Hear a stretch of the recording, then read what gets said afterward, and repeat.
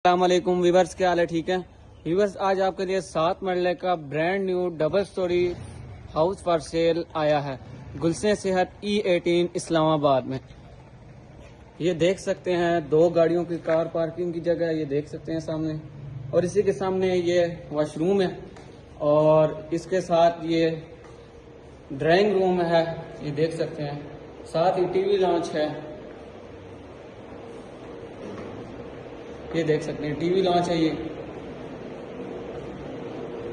और ये first bedroom है, ये देख सकते हैं आप सामने।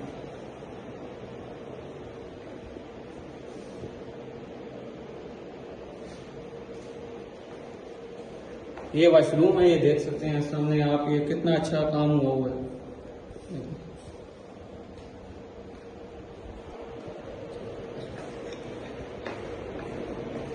ये सेकंड बेडरूम है।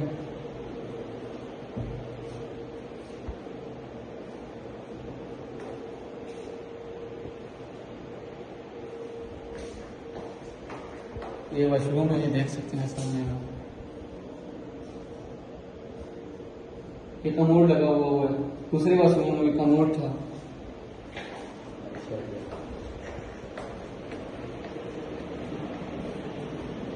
ये देख सकते हैं ये